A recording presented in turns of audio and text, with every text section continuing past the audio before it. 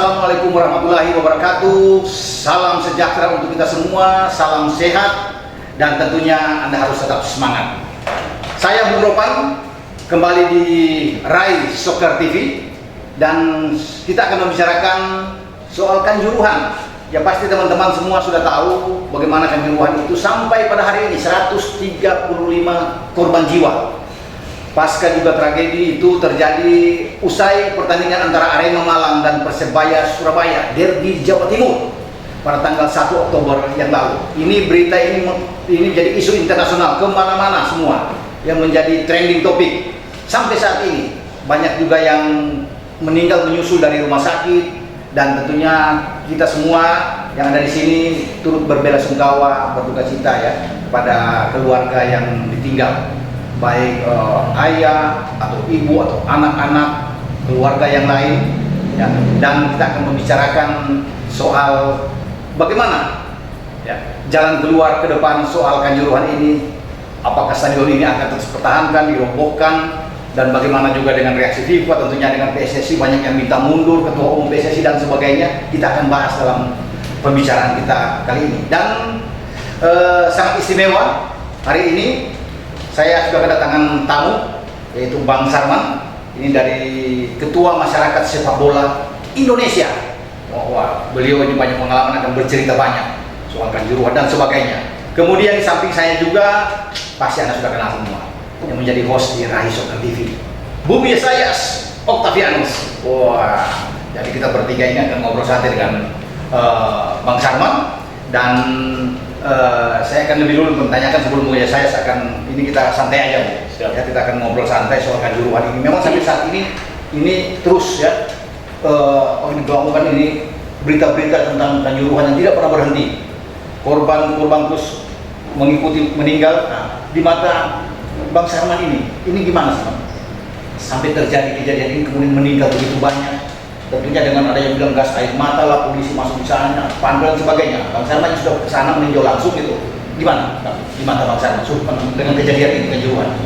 Ya, kalau kejadian Kanjuruhan itu, iya, itu benar-benar kejadian extraordinary.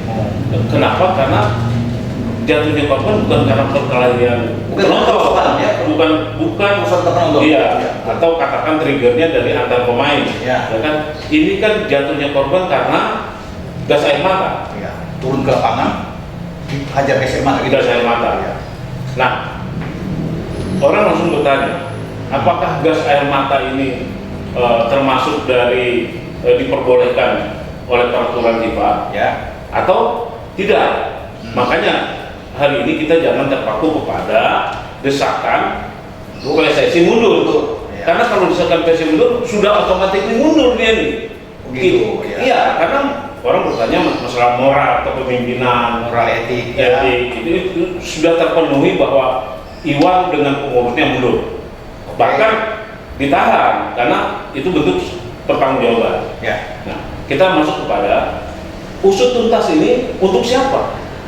Untuk para korban sebetulnya, betul, ya kan? Karena dalam pertandingan itu harus digarisbawahi pertandingan antar klub yang orientasinya adalah keuntungan ya, sebesar-besarnya atau komersial, ya. Nah, pertandingan itu pertandingan antar klub yang berhukum FIFA. Kenapa saya katakan berhukum FIFA? Karena sebelum pertandingan itu terbentang bendera FIFA. Bukan bendera merah putih. Ini yang harus digarisbawahi. Jatuhnya korban itu adalah ya bentuk pertanggungjawaban dari PT Liga sebagai penyelenggara dan FIFA sebagai hukum. Apakah dalam penyelenggaraan itu hukum FIFA diterapkan? Nah, itu bisa kita lihat daripada perjanjian komersil ya antara panitia penyelenggara dengan kepolisian. Karena sebelum pertandingan itu atau 1 minggu atau 2 minggu, perjanjian antara panitia penyelenggara dan kepolisian di Kanjuruhan itu harus terbang ke Jakarta, diverifikasi oleh pusat. Apakah perjanjian itu dalam pengamanan panpel memperbolehkan kepolisian membawa alat-alat berbahaya atau tidak?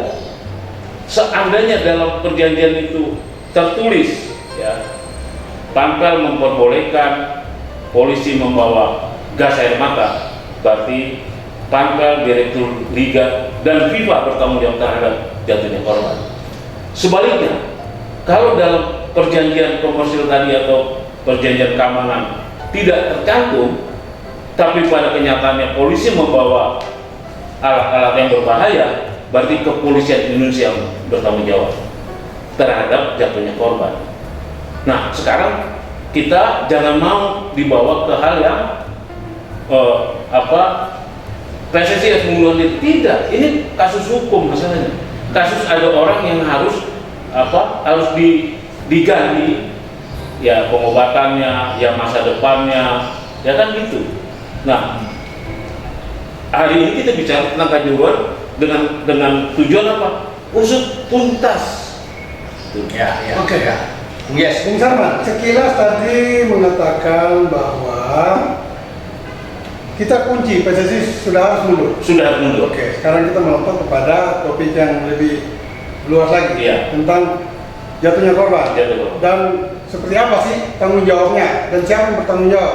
Kemudian tadi juga ada proses pertandingan yang melibatkan Panpel dengan kepolisian, mulai dari Polsek, Polres, Polda sampai ya, mungkin pusat, Ya. Polri atau Kapolri. Nah, yang setahu saya dan pada umumnya sebuah kompetisi, dan mungkin itu sudah dilakukan selama ini oleh PSSI, menjelang pertandingan sehari atau 2 hari sebelum pertandingan itu biasa ada pertemuan teknik. Nah, disitulah pertemuan teknik itu yang namanya general koordinator dari pertandingan yang akan dilangsungkan itu memaparkan semua kewajiban masing-masing, SOP-nya, ya. Misalnya polisi harus bagaimana nantinya di lapangan. Nah, itu sudah harus dijelaskan oleh general koordinator di sana. Nah, apakah yang dimaksudkan Bung Sarman tadi dengan perjanjian seperti itu? Karena menurut saya perjanjian ini tidak ada, tidak akan pernah ada itu. Yang dilakukan adalah malam menjelang pertandingan ada di pertemuan teknik. Nah, pertanyaannya menyambung yang tadi, apakah general koordinator itu sudah menjelaskan tupoksinya Polri nanti di lapangan bahwa pertama tidak boleh bawa senjata tajam, kedua tidak boleh bawa senjata api masuk ke ring satu dalam lingkaran stadion, ya.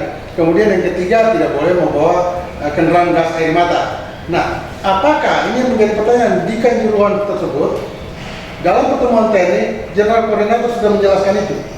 Ataupun kalau tidak, menurut kami polisi di Malang atau di seluruh venue kompetisi Liga 1 itu sudah mengetahui tupoksi mereka, karena bukan baru sekali ini, itu bukan pertandingan perdana, tapi sudah sekian tahun itu barang bergulir, dan polisi sudah tahu tupoksinya bahwa mereka sesuai dengan hukum FIFA atau hukum sepak bola tidak boleh membawa mobil gas air mata masuk ke ring 1 dalam stadion kecuali diminta oleh panitia. Itu pertanyaan saya. Jadi apakah itu yang dimaksud Bung Sarman tadi? Ya, saya lebih baik menjelaskan gini supaya tidak ada tabrakan, ya. Iya. Sebetulnya kan yang memiliki hak untuk menjalankan kompetisi itu namanya PSSI. Ya. PSSI mengamanahkan ke Direktur Liga, ya kan? Ke TNB. Saya potong. Nah. Di Statuta PSSI 2021 pasal 3 dan 4 Ya. itu memang jelas menyatakan posisi PSSI adalah penyelenggara yang bertanggung jawab menyelenggarakan, mengontrol, menyiapkan sebuah kompetisi atau pertandingan profesional. Dan itu betul, itu tugas PSSI. Turunannya ke Liga. Ya, silakan. Nah, makanya pada saat di amanah itu di PT Liga, boleh nggak saya kasih contoh? Waktu saya datang ke Peru, jauh nih, saya datang ke Peru di Kota Lima, ke Federasi Sepak Bola Peru. Ya. Saya bertemu langsung dengan Sekjen Federasi Peru. Saya katakan, bagaimana sistem kompetisi di Peru kok saya lihatnya baik. Kenapa baik? Karena timnas Peru, ya, itu luar biasa prestasinya. Dia menjelaskan gini, federasi, ya, untuk mendapatkan timnas itu melalui dari kompetisi. Nah, kompetisi itu kita amanahkan ke PT di sana, katakanlah PT Operator. Liga Operator. Ya. kami mengawasi jalannya PT Liga itu, gitu loh. Ya. Nah, kami tidak masuk di organisasi itu karena itu event organizer. Ya. Kami mengawasi. Nah, Betul. kita kembali ke Indonesia, ya kan? Kita tarik zamannya Pak Johar Arifin, ya. Sekjen PSSI merangkap Direktur Liga, itu Joko Driono. Iya. Zaman Edi juga begitu. Bendahara PSSI merangkap Direktur Liga. Betul. Hari ini seharusnya Direktur Liganya Pak Cucu Sumantri karena dia mengundurkan diri. Ya. Datanglah lalu kita, Ya. oke, baru kita melangkah sampai sejauh mana ya PSSI mengawasi badan liga ini. Ya. Taunya bukan mengawasi, bagian dari Direktur Liga. Makanya kejadian ini akan terulang. Kenapa tidak regulator tidak mengawasi? Ya. Jangan-jangan kembali lagi ke MOU antara Panpel dengan Ya, kepolisian. kepolisian Kanjuruhan itu tidak diverifikasi. Ya. Saya kepingin ya MOU inilah yang harus dipublikasi agar kita tahu siapa yang bertanggung jawab. Berarti sampai saat ini kesimpulannya tim gabungan independen pencari fakta belum masuk ke sana. Bukan, dia mencari fakta, tapi dia tidak mencari penyebab. Harusnya mencari penyebab dulu. Ya. Karena dari penyebab itulah terlihat siapa yang melakukan kesalahan. Ya. Ya kan? Jadi artinya kembali lagi pertanyaan saya tadi, TGIPF belum menyentuh Penyebabnya penyebabnya ini. atau kotak hitamnya itu. Kotak hitam. Karena kalau diketahui dan terpublikasi, anggapan saya, kenapa Infantino datang ke Indonesia? Karena pertandingan antar klub itu memakai hukum FIFA. Ya. Padahal Ketua TGIPF Pak Mahfud mengatakan kematian sebagian besar karena proses penyemprotan gas air mata. Ya, penyebabnya, Ya. sehingga tentunya banyak korban. Harusnya mereka lacak dong, bahwa apakah memang diizinkan masuk atau tidak. Kalau tidak, mengapa polisi masuki? Kalaupun diizinkan, siapa yang izinkan? Kan gitu. Dan itu belum pernah diumumkan oleh TGIPF kan? Ya. Tuh, oke. Dan kalau saya tambahkan Bu, ya sama Bang Sarman, saya pikir kalau verifikasi itu benar Mas Sarman bilang, mungkin nggak ada verifikasi ya. Ya. Tapi kalau soal ini Bu ya, itu pembawa gas air mata atau apapun itu, ini kan sudah dari lama sebenarnya. Ya, Tidak tersentuh. Nah kalau soal meeting itu sehari sebelum pertandingan, itu yang dibicarakan cuma berapa personil yang disiapkan untuk pertandingan besok, Ya. ya kan dari mana? Oh 2000 atau 1000. Jadi nggak boleh Panpel nggak boleh bawa gas air mata ya. Tidak boleh bawa ini ya, tidak boleh pakai seragam ke dalam sesuai dengan ibaratnya. Jadi tidak pernah itu dalam meeting saya pikir yang itu ditegaskan oleh dan ini mesti pantau juga oleh PT Lig dan PSSI pengawasannya kan. Ya. Nggak akan pernah itu terjadi. Cuma yang ada laporan itu yang tadi saya bilang jumlah personilnya, keamanan dari mana gitu. Nggak pernah mereka bicara. Dan satu, gas air mata senjata tidak boleh dibawa ke dalam stadion. Ini yang nggak pernah mungkin mereka jelaskan di dalam meeting-meeting itu, Pak. Nah, itu yang kita harus garis bawahi ya. Kenapa kita harus bicarakan itu? Ini berhubungan pada korban. Karena kalau misalkan perjanjian itu terpublikasi, itu perhatian dunia itu, bukan perhatian kita saja. Karena dalam poin-poin kesepakatan itu berhubungan langsung ganti rugi. Ganti rugi nyawa, ganti rugi yang sedang sakit, ganti rugi seandainya hari ini kita dengar seorang ibu dia bagaimana anaknya untuk masa depan, seorang bapak bagaimana anak untuk masa depan, itu sebenarnya itu yang harus kita kejar. Kalau kita kejar masalah hal-hal lain itu otomatis bisa, karena pergantian ini ya ini adalah yang harus kita tuntaskan. Makanya usut tuntas bukan kita kejar masalah PSSI mundur. Itu jangan sampai, karena kita paham dan mafia bola kita ini paling pintar mengolah, ya kan? Digoreng habis ya. Digoreng habis, akhirnya kita lupa dengan pokoknya. Kalau misalkan pergantian atau tanggung jawab ini hilang karena waktu atau didelay, cerminan bangsa kita bangsa primitif. Kita harus mengatakan kejadian 64 di Peru. Ya, dengan memakan korban sekian banyak. Hari ini zaman milenial yang tidak bisa dibohongi lagi. Berita Kanjuruhan kita bisa dapat ya tanpa edit dari luar negeri. Itu paham itu. Iya.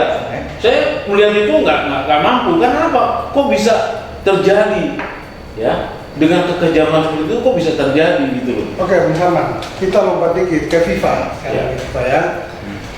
Selama ini PSSI kalau ada isu-isu atau pernyataan pemerintah tentang sepak bola, tentang PSSI, mereka mulai bereaksi.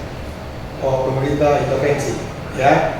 Nah, pertanyaannya, ketika kemarin Presiden FIFA datang, Gianni Infantino, mengapa PSSI tidak menyiapkan waktu, sedikit waktu setengah jam aja cukup daripada fan football yang sejam lebih, ya kan? Artinya menyediakan waktu Infantino untuk menyampaikan jumpa pers tentang kondisi sepak bola Indonesia dan tragedi Kanjuruhan. Nah, ada apa dengan PSSI sehingga mereka tidak bisa mengajak Infantino untuk berbicara kepada masyarakat sepak bola Indonesia? Itu pasti mudah karena kita tidak berkantor. PSSI tidak punya kantor. PSSI punya Pasti kantor. karena tidak ada bendera FIFA. Tidak ada bendera merah Karena putih. lihat ada kantornya. Iya, Tapi sewa. sewa. Bukan punya kantor di Sewa. sewa. Jadi Miliknya, FIFA ya. itu dialihkan perhatiannya. Karena kalau dia harus membuka statement atau press con kata orang, pasti di kantor dia, di kantor PSSI. Nah itu nggak Tapi itu kan tidak regulated, tidak harus kan? karena Artinya harus resmi milik sendiri baru bikin jumpa pers. Bisa juga kan dia di lapangan bola kan bisa. Harusnya. tidak Pak Om Yes ya. Ini apa ya? Saya datang ke 40 Ya. kantor federasi seluruh dunia. Rata-rata kita kasih contoh Timur Leste. Ya. Kalau waktu itu hadiah dari Assembly kan, Ya. itu dia berdiri di bawah bendera FIFA di kantor tersebut. Nah kalau misalkan kemarin ya Infantino malu akan dipertanyakan oleh anggota lainnya. Anda bicara di mana ini? Di lapangan bola. Iya kan nggak ada bendera FIFA. Itu sederhana tapi itu fakta yang harus dihindari oleh Infantino. Itu masalahnya. Ditambah lagi kejadian Kanjuruhan ini haknya FIFA karena antar klub. Kita harus paham ya bahwa anggota FIFA itu adalah perkumpulan antar klub.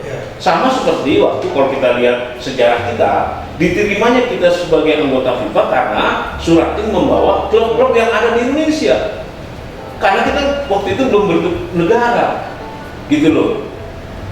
Nah ini yang harus dipahami, makanya Kanjuruhan itu antar klub tanggung jawab FIFA, bukan tanggung jawab negara. Makanya dibuka saja perjanjian itu kembali. Kalau itu jelas-jelas hukum FIFA, pasti kepolisian Republik Indonesia yang bertanggung jawab. Dan PSSI kan anggota FIFA, PSSI-nya kan. PSSI anggota FIFA, gitu loh, anggota FIFA. Tapi hak untuk menjalankan kompetisi itu memakai hukum FIFA. Selama 2 kali 45 menit itu hukum FIFA. Makanya iya regulasi, makanya waktu kejadian itu kita baru ingat ya. Sebelumnya kan nggak ada. Hukum FIFA tidak boleh adanya gas air mata ke lapangan. Reaksi itu muncul. Nanti kejadian baru Gitu loh. itu muncul. Nah, itu juga ditangkap oleh Infantino karena berita itu kan 1 detik kejadian sampai di FIFA sana. Dia menanyakan, apakah regulasi kami dijalankan oleh PSSI melalui PT Liganya? Makanya saya bilang tadi, perjanjian itu pasti pada saat Pampel bekerja sama dengan kepolisian, ini kerjasama komersil. Makanya aneh, ada kalimat minta bantuan atau bantuan kepolisian. Dari situ saja pertandingan berbayar atau komersil, tapi perlakuannya amatir. Ini udah salah. Nah perjanjian itu setelah mereka berjanji sepakat, ada kata-kata sepakat antara Pampel dengan kepolisian di Kanjuruhan, itu pasti terbang ke Jakarta. Direktur Liga kita akan merevisi apakah ini sesuai dengan hukum FIFA. Makanya saya bilang tadi, kalau sudah direvisi. Tapi pertanyaannya, apakah di LIB juga ngerti itu? Nah, mengerti atau tidak kan itu udah ada standar daripada hukum ya, ada pedoman. Nggak mungkin dia alfa gitu loh, karena dia akan merevisi dengan standar yang sudah disepakati sebagai anggota FIFA gitu loh.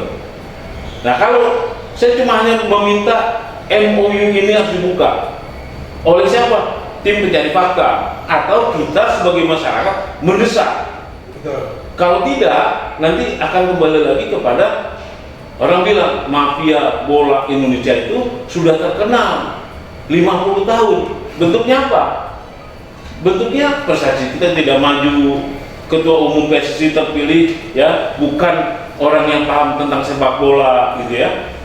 Nah, makanya dengan kejadian ini kita berharap ya terbongkar, dicari solusinya, terutama korban mendapatkan haknya. Kenapa saya katakan haknya? Karena dia datang ke sana seperti ke apa namanya, nonton film di Twenty-One, ya kan? Tiketnya ada asuransi, jam tayangnya jelas. Jadi kalau misalkan studionya ambruk, seluruh penonton dijamin melalui asuransinya. Nah, Kanjuruhan pun seperti itu. Pertandingan komersial. Pertandingan komersil, ya, pertandingan komersil harus diganti semaksimalnya. Ya, Tidak sekedar, tidak harus secara bantuan sosial. Kan ini kembali lagi, berapa nilai pertandingan antara Persebaya dan Arema saat itu menurut saya puluhan miliar. Kenapa? Karena disiarkan melalui TV berbayar dan dinikmati bukan hanya di Indonesia. Makanya orang mengatakan, kenapa harus malam? Karena kalau malam di Kanjuruhan, jam 4 sore di Eropa, pertandingan ini dinikmati bukan hanya dalam negeri saja. Gitu. Jadi wajar kalau kita ya minta pergantian kepada korban, pergantian komersil. Oke Bu, Tunggu ya, saya sebentar aja. Tiba-tiba ke Kanjuruhan kemarin ketika datang ke sini. Nah itu melihat langsung tidak. itu mestinya kan lihat di sini ngapain main bola. Infantino tidak ke malam? Tidak Mestinya dia ke sana melihat stadionnya bagaimana, kan ketemu keluarga korban, itu lebih penting. Kasih statement juga di situ kan. Ya, makanya Infantino bermain sepak bola, saya tulis berbahasa Inggris kepada jaringan internasional. Iya. Saya bandingkan kedatangan Sepp Blatter 2004. Oh iya. Ya kan? Ya. Sepp Blatter secara moral datang ke Aceh dan untuk mengurangi atau mengurangi beban perasaan supaya rakyat Aceh bangkit, dibikinlah stadion dengan bantuan FIFA. Nah, bagaimana dengan Infantino yang jatuh korban karena sepak bola? Seharusnya dia tidak melihat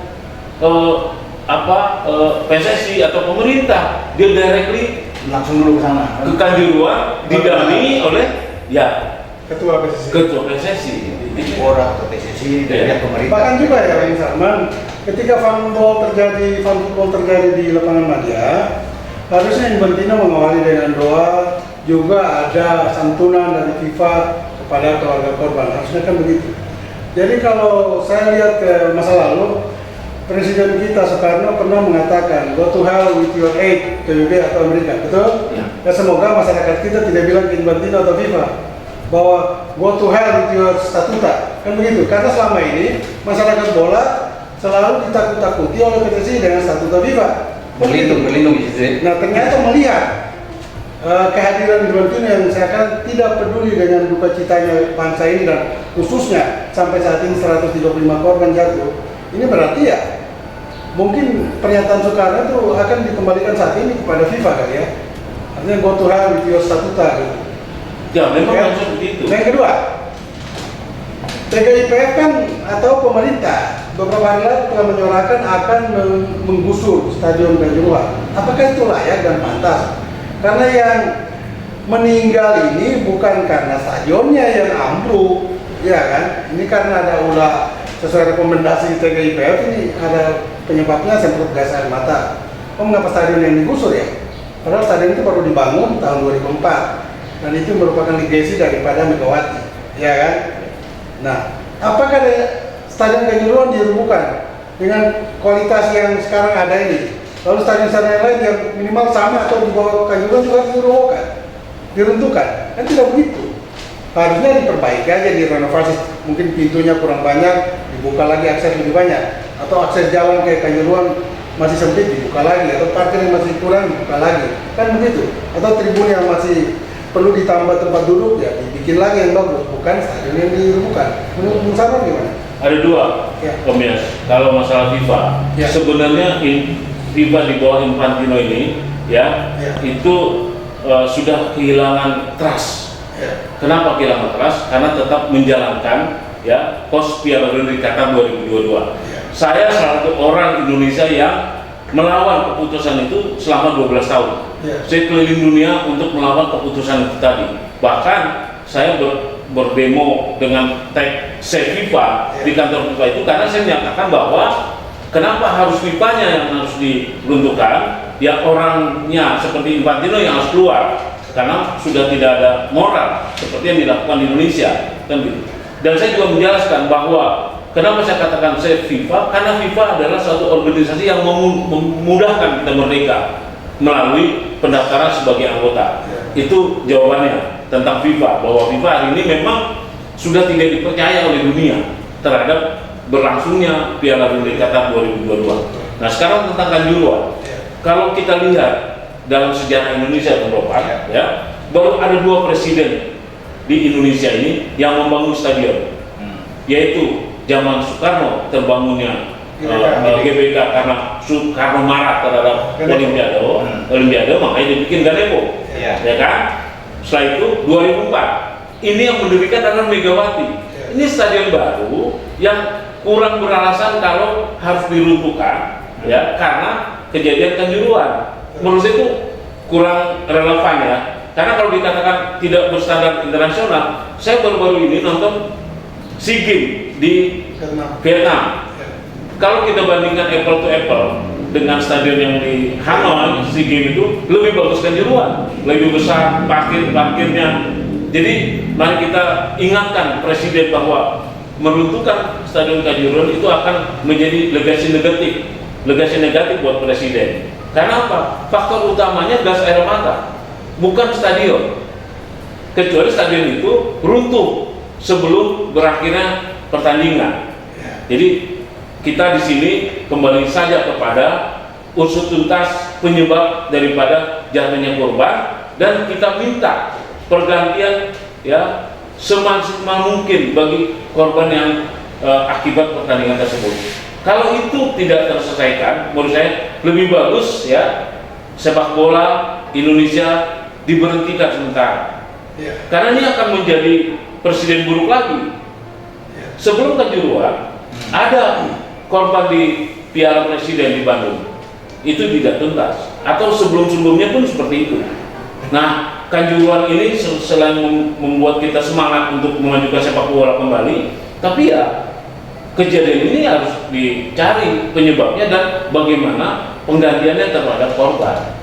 Kalau Kanjuruhan saya pikir untuk bicara standarnya 2011, ingat saya 2011 mereka pernah menjadi tuan rumah, itu Champions League AFC loh.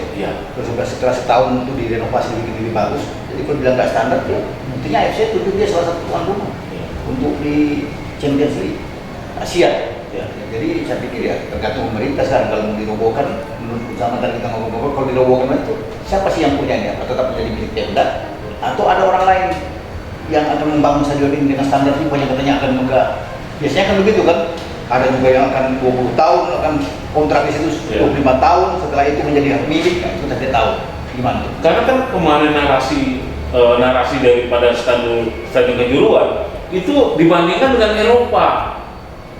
Coba bandingkan dengan Afrika, coba bandingkan dengan Asia, katakan Asia Tenggara gitu, atau Timur Tengah yang saya pernah datang ke stadion Iran, ya jauh lebih bagus Kanjuruhan. Kalau Eropa memang sudah negara maju, di sana rata-rata stadionnya tidak pakai parkir mobil, karena turun dari stasiun kereta kita langsung ketemu dengan stadion. Jadi jangan sampai narasi standar kita Eropa enggak akan mungkin. Dan stadion yang dibangun dengan Kanjuruhan, stadion sesuai dengan kearifan lokal. Apakah nanti stadion itu berstandar internasional dengan kearifan Eropa? Ini kan pertanyaannya. Nggak mungkin akan menjadi keanehan buat penduduk di sana. Karena di hari ini depan stadion Kanjuruhan itu ada masjid yang cukup besar dan halaman parkir yang cukup besar. Yang dikatakan standar internasional itu apa? Ya, siap. Menarik tadi ya, ada sekilas pernyataan Bung Sarman, sebaiknya sepak bola ditiadakan untuk sementara. Ya. Saya ingat tahun 2016 ketika Presiden Joko Widodo meresmikan atau membuka Piala Presiden di Bali dalam pidato singkat. sekitar 3 menit kali. Beliau mengatakan bahwa sebaiknya kita diamkan sepak bola selama 2 tahun untuk tidak beraktivitas ke luar negeri.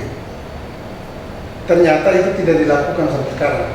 Apakah momentum saat ini bisa dipakai untuk mengembalikan dan mengingatkan Presiden lagi bahwa sebaiknya PSSI pun didiamkan 2 tahun, sekalian memperbaiki kepengurusan, memperbaiki infrastruktur dan sistem sepak bola yang benar untuk melakukan perubahan ke depan sesuai dengan rencana pembentukan tim atau komite transformasi oleh pemerintah dan FIFA. Silakan.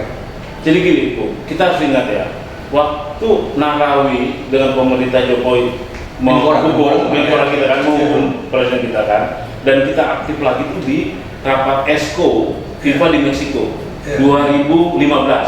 Ya. Ingat saya bahwa FIFA bukan itu maksud saya. Keinginan untuk tidak aktif 2 tahun itu bukan karena pembekuan, tetapi dari pemerintah sendiri. Untuk kita tidak perlu beraktivitas dulu ke luar negeri, tetapi di dalam negeri tetap bergulir. Itu keinginan Presiden nanti. Isinya masih bergulir mungkin. Jadi bukan karena dibekukan, tidak. Apakah itu yang perlu kita pakai saat ini?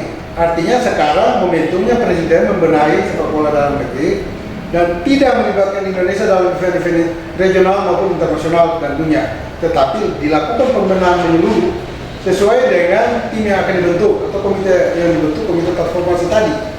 Apakah Bung Sarman setuju dengan itu? Kita diam dulu 2 tahun minimal, baru kita keluar lagi. Dan itu dari pemerintah, bukan dari FIFA. Ya, saya lanjutin tadi ya. Ya. Jadi kita nggak percaya dengan janji FIFA bahwa waktu 2015 dia berjanji ingin memajukan sepak bola Indonesia. Ya. Itu dulu. Nah, waktu itu kita sudah minta ya, kalau sepak bola Indonesia mau benar, orang yang aktif di 2014 aktif loh, yang kena hukuman oleh pemerintah dan FIFA harus tidak boleh mengurus kembali. Iya, betul. Itu yang lupa, dan masyarakat harus terlibat waktu itu. Kita catat siapa orang-orang yang saat itu yang mendapat hukuman. Ya. Ini jangan dilakukan lagi kalau hari ini.